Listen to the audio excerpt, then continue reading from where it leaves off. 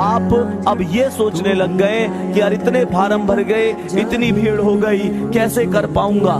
तुम बस एक चीज ध्यान से सोचो, उस मम्मी के घुटनों में कितना दर्द होता होगा। इस सर्दी के मौसम में सुबह सुबह 5 बजे उठ जाती हैं, वो घर के काम में लग जाती हैं। वो पिता जो घर में सबसे बाद में सो रहा है, तुम्हारी जरूरतों को पूरा करके ला रहा है। तुम्हें पता है कहां से मांग के ला रहे हैं वो? तुम्हें पता है कहां कहां से मांग के तुम्हारी पूर्ति करी है? तुम्हें कभी एहसास नहीं होने दिया ना, पापा से अमीर आदमी कोई है ही कहां। जेब खाली होती है फिर भी ये नहीं कहते कि यार मेरे पास ये कमी है, वो कमी है। तुम्हारी जरूरत फिर भी पूरी करी होंगी। अपनी रसोई में जाओ और देखो, उस माँ को अभी भी काम कर रही होंगी, अभी भी काम कर रही होंगी। तुम शायद 11 बजे जग कर पढ़ रहे हो, माँ या तो सोई होंगी तो अभी जस्ट थोड़ी देर पहले खाट में लेटी होंगी, शायद करवट बदल रही हो। तुम लोगों के भविष्य के बारे में चिंता कर करके पूछो पिता से, क्या रात को ढंग से सो लेते हैं?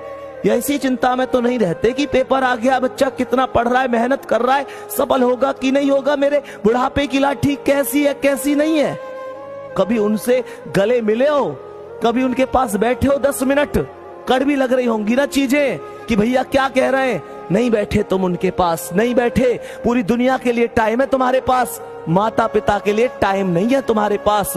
तुम्हारे पास उस इंसान के लिए टाइम ही नहीं है जिस इंसान ने तुम्हें सब कुछ दिया है। बार बार कहता हूं, जिसने हमें जरूरत से ज्यादा दिया, हम उसे हक से आधा दे रहे हैं। जिसकी जिंदगी का सूरज एक एक दिन पश्चिम की ओर सरक रहा है, हम उसे अगले साल का वादा दे रहे हैं। अरे हमारे कैलेंडर पर वर्षों बाकी होंगे, पर माँ के दिन महीने साल कहीं खो गए हैं। महसूस करके देखना मेरे शेर, तुम्हें सोना सोना कहते उसके बाल चांदी हो गए हैं। वो बूढ़ी आंखें उन तुम्हारे सपनों का इंतजार कर रही है। उनकी यहाँ देखना झुर्रियां आ गई है। उनका पूरा शरीर अब पहले जैसा नहीं है। तुम मेहनत करो, देख लो ध्यान से, तुम पर डिपेंड करता है।